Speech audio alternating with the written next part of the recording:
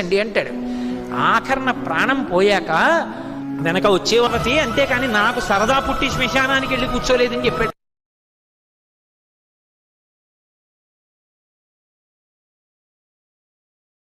శ్రీశైల సుప్రభాతానికి ఉన్నటువంటి గొప్పతనం ఏమిటంటే భగవంతుని యొక్క నామావళి చెప్పబడుతుంది.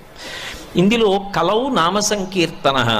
కలియుగంలో మీరు ఏం చెయ్యండి, ఏం చెయ్యకపోండి, ఒకవేళ భగవంతుని నామములు చెప్పేటప్పుడు ఉచ్చారణ దోషం వచ్చినా కూడా అవి కాపాడతాయి. అందుకే అపశబ్దంబుల కూడియున్ హరిచరిత్రాలాపనముల్ సర్వపాప పరిత్యాగము చేయు కావున హరిన్ భావించుచున్ పాడుచున్ జపముల్ చేయుచు వినులన్ వినుచు. నీకు ఈశ్వరుడు ఎప్పుడు ఏమిచ్చాడో దానికి తృప్తి పడు. ఆ తృప్తికి కారణం ఉండక్కర్లేదు. కొంతమంది కూర్చోలేని వాళ్ళు ఉన్నారు, కూర్చుంటున్నావు. నడవలేని వాళ్ళు ఉన్నారు, నడుస్తున్నావు. చూడలేని వాళ్ళు ఉన్నారు, చూస్తున్నావు. వినలేని వాళ్ళు ఉన్నారు, వింటున్నావు.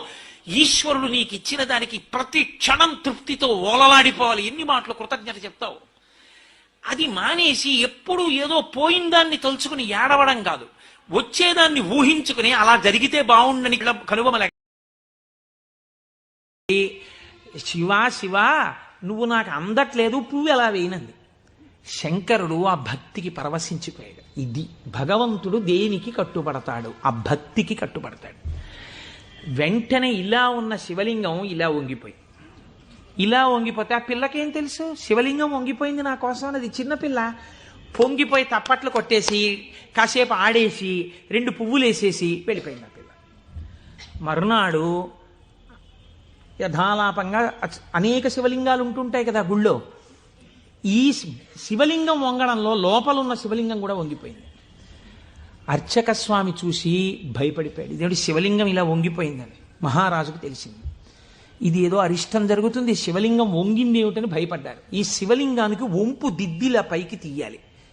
వాళ్ళకి ఉన్న తెలివితేటలు ఏమిటంటే ఈ వంగిపోయినటువంటి శివలింగానికి పెద్ద పెద్ద ఇనప గొలుసులేసి ఏనుగులకు కట్టి లాగి